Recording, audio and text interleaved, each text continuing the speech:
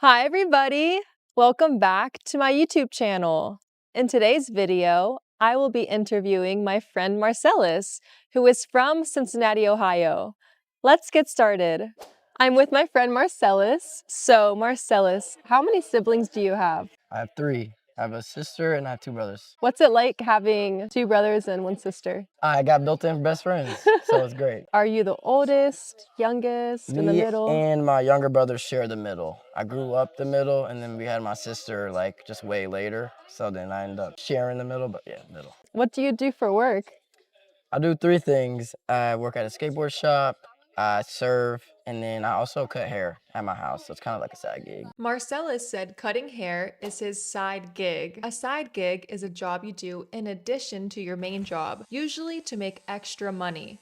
It's casual, flexible, and not your main source of income. For example, I work at a school, but I also sell jewelry online. That's my side gig. You'll also hear side hustle, same meaning. I work at a bank, but I also do photography on weekends. That's my side hustle. The word gig alone just means a job. Musicians use it all the time. We have a gig tonight at 9. What's your favorite job out of the three of them? Cutting hair. Cutting hair is probably the best one. It's like talking with the homies pretty much. He mentioned spending time with the homies. So, what does that mean? Homie, or homies for the plural, means a close friend, someone you grew up with, live near, or just feel really comfortable around. For example, I'm not going out tonight, just chilling with my homies. The word comes from homeboy, which originally meant someone from your same neighborhood or hometown. Over time, it got shortened and spread everywhere. Now, people use it all across the US, not just in one region. What kind of music do you listen to?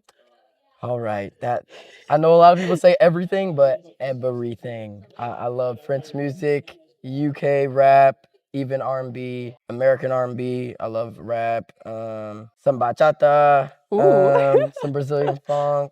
Oh man, like everything. I've recently started liking country, so I've even been dabbling in Oh, country nice. music. Did you catch that word? He said he's been dabbling in country music. What does dabbling mean? To dabble means to try something casually. You use it when someone does an activity just for fun without becoming an expert. I dabble in photography, which means I take photos sometimes, but I'm not a professional. She dabbles in cooking. She cooks occasionally and tries new recipes, but it's not her main thing. He used to dabble in music. He played music a bit in the past, but never seriously. What kind of sports do you follow here in America? Like, what do you like to watch? Football. I fell back in love with football. Not grew up. soccer football. No, not soccer football. American football. American football. American football. Growing up, I always played football. I started playing when I was about 4. That was my first love. And then I've always been a fan of the Bengals. I stopped being a fan for a few years only because I just didn't watch the sport. Recently, I've been picking up a bit of baseball as well. And that was another one of my first sports I played growing up. I've got to be honest, I honestly just go to the games for the food Nothing and for the wrong people. with it. Nothing wrong. As long as you're supporting the right team. Are you from Cincinnati originally? Because you said you grew up like playing football and stuff. You like the Bengals. Born and raised. I'm from Madisonville. Marcellus said he was born and raised in Cincinnati. This means he was born there and grew up there. Same city his whole life. Yeah, born and raised here. I don't know if I'll stay. What is your favorite thing about Cincinnati and your least favorite thing? Just to get the negatives out the way, least favorite thing are probably the drivers and then the amount of construction we always have and then how bad the roads can be. And I just feel like I'm always hitting a pothole. I'm just like, A pothole is a hole or crack in the road, usually caused by cold weather or old pavement. They can damage your car's tires and wheels. I hit a pothole and got a flat tire. The city needs to fix all these potholes. Cincinnati and many Midwest cities are famous for bad potholes in winter. So now you understand exactly why Marcellus is complaining. the roads, they are bad. The roads are bad. I mean, my car has been in the shop like twice in the past year because I Jeez. went over 3-4 potholes and it costs a lot of money Lord have to mercy. repair your car. Yeah. My favorite thing in Cincinnati, honestly, the atmosphere, especially when it comes to events and sports, and then also the diversity of people. You could go somewhere and just meet someone you never thought you'd meet, and then also take a few steps down the road and meet a completely different person. Since you're from Cincinnati, do you think you have a Midwest accent? I never thought about me having an accent until I was a little bit younger. I was like a teenager and I was on the Xbox and somebody was like, yo, where are you from?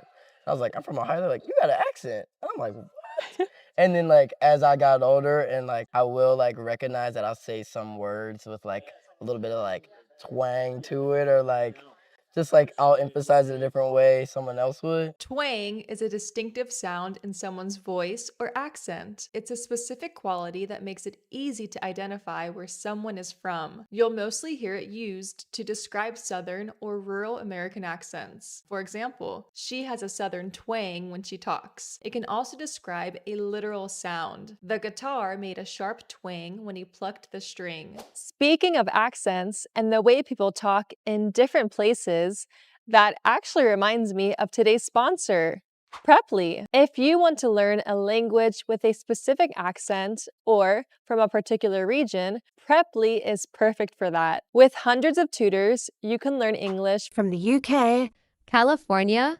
Texas, New York, or whatever you prefer. You choose the tutor that fits you best. And if you don't like the match, you can easily switch to another one. Personally, I love that I can focus on the way people actually speak. The slang, the everyday expressions, the things you never learn in a textbook. It has helped me feel so much more confident talking to native speakers. So if you have ever felt like you understand English, but struggle to actually speak it confidently, Preply is a great option. Use my code Arianita50 to get 50% off your first lesson. The link is in the description box below. I do think some Midwestern people do have an accent, like even my mom. She can say some words a little bit country-esque, and I'm like, whoa, where'd that come from? Marcellus said his mom sounds a little country-esque sometimes. The ending esque means in the style of or similar to. So country-esque means kind of country sounding. You can attach it to almost any word or name. For example, the city has a European-esque vibe.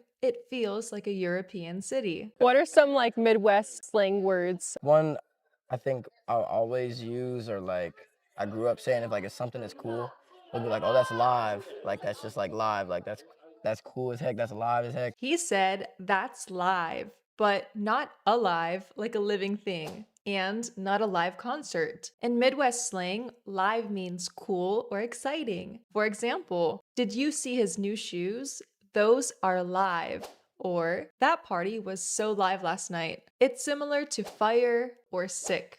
And here's a little tip. In English slang, some words that sound negative can mean something really good. It's more Gen Z and Midwest, so not every American says it, but you'll definitely hear it. I feel like a lot of people are like, if someone's like lying, like, oh yeah, you capping. That's cap. That's cap. Like you capping. Like Cap means a lie.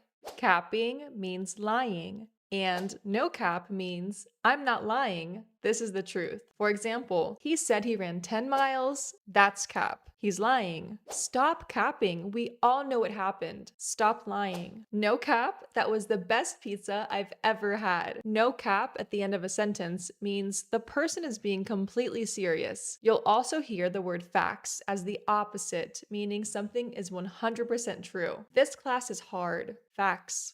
this is a little bit of a curse word, but like if someone is like telling the truth, you can be like, oh, I'm dead ass. Okay, he gave us a warning that this one has a little bit of a bad word. Dead ass means I am completely serious. I am not joking at all. I'm dead ass. I saw a celebrity at the grocery store means I'm not joking, this really happened. Are you dead ass right now? Are you being serious? It's used when you really want someone to believe you, or when something is shockingly true. Here's a more formal way to say the same thing. You can say, I'm dead serious, or I'm not kidding. Remember, this is casual slang, so don't use it in a job interview or professional setting. Save it for your friends. One word I'm trying to low-key bring back. We used to always say like beastie. Like if something was super cool, you'd be like, oh, that's beastie. Oh, that's beastie. Like if you see a crazy souped out car, you're like, dang, that's beastie. Even if someone does like a crazy soccer move, like they rainbow over somebody, oh, beastie, that was beastie. Like anything great. If it's good, it's beastie. Beastie is older Midwest slang Marcellus is trying to bring back. It means something is incredible, impressive, or really cool. Did you see that dunk? That was beastie. That skateboard trick was beastie. You're from the Midwest and so am I. Would you say pop or soda? Pop. Pop? Pop. What happens when you open the can? There you go. A carbonated drink like Coca-Cola, Sprite, or Pepsi has different names depending on where you are in the US. In the Midwest, so in Ohio, Michigan, or Illinois, people say pop. On the coast and in the South, people say soda. So if you ask for a soda in Ohio, people understand you, but locals will probably say pop. This is a great example of regional vocabulary. Same country, same language, but different words. The US is huge, so this happens a lot. You'll never be wrong, just sometimes you'll sound like you're from somewhere else, and that's totally fine. What is your favorite accent in the United States? I can't like personally do it, but I really like the Jersey accent, the Jersey Italian accent. Try to- Forget about it. That is one of my favorites, and I love the New York accent. So I have students that follow me from all around the world, but sometimes they have trouble understanding others. What would be difficult for someone that's learning English to understand people from the Midwest like you or other people from different regions of the US? Definitely like the different slangs make it so much harder, but also the different accents. It's just like the mix of the accent and the slang. There are words that mean one thing, but they'll use it to mean another thing, and they'll use it in a different context. You would kind of just have to know the context of everything or to kind of get a gist of what's happening. Get a gist means to understand the general meaning or main idea, even if you don't understand every single word. For example, I don't speak Italian, but I got the gist of what he was saying. Just give me the gist. I don't need all the details. With the different accents and then using the same word that means something else in a different way, I feel like that would be like very difficult for even us Americans going to another state Yeah. rather than a whole person coming from a different country. You were talking about slang and you were saying beastie. Like, I don't even know what beastie. I was Yeah. thinking about Mr. Beast when you said beastie. Does the Black community have different slang versus the white community? Definitely do, which is funny. I've come across different videos on how like Black people say something or white people say something or even the different ethnicity, how they say something. There definitely is a difference, but they get the same message across. Shut the hell up, or like, you better close your mouth. Just like little stuff like that. Comparisons of like how we say this and how they say it. There's a bunch. Did you know that white slang is just Black slang reversed? I'm up for it. I'm down. She looks really good. She's bad. That was really smooth. That's tough. Say no more. Say less. That's cool. That's hot. He's a cool cat. That's my dog. Heavens no. Hell no. Don't test me. Try me. Yeah, that is hilarious. So what's up, dog? That's a cool cat. Hilarious. But you Example. guys use that like every single day. Every day. I say what's up, dog, all the time. Even in text messages. What up, dog? What up, dog? Has there been an instance where you're talking to someone from, California or New York and they don't understand you or what you're saying? When I was a kid, I visited Paris, Kentucky. Not Paris, France. Not Paris, France. We had this thing in Cincinnati where we call it butterneck. And it's basically like when you like slap your friend in the back of the neck, right? And so I went there.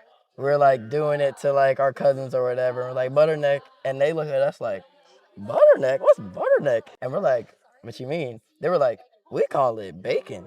And we like, what? What? It's like, cause you smack your neck and it hurts. It's like a sizzle, like bacon. I was like, what? Oh. So funny, so funny. Like just that small difference is a good example. If they said bacon to me, I would just think of like actual bacon. Yeah, And like what? butterneck, I would just think of like butter on my I was neck about or to say, something. Yeah, it's so funny what people come up with and how they use it. Okay, this story is so funny and it's one of the best language lessons in the whole video. Butterneck is a Cincinnati thing where you slap the back of someone's neck. In some other places, kids call this same thing bacon. because the sting on your neck sounds like bacon sizzling. Slang can change not just from country to country or state to state, but from city to city, even neighborhood to neighborhood. So if you ever hear something in English that makes no sense, this is why. The best thing you can do is use context clues, watch people's reactions, and ask. Okay, everybody, that's all for today's video. I hope you guys enjoyed this conversation with Marcellus and I hope you guys were able to understand both of us. I know sometimes it's hard understanding people from all over the US. There are so many states, so many different regions, accents, and it all depends where you grew up. So if you guys liked this video, go ahead and give me a like and subscribe, and I'll see you guys next week. Bye!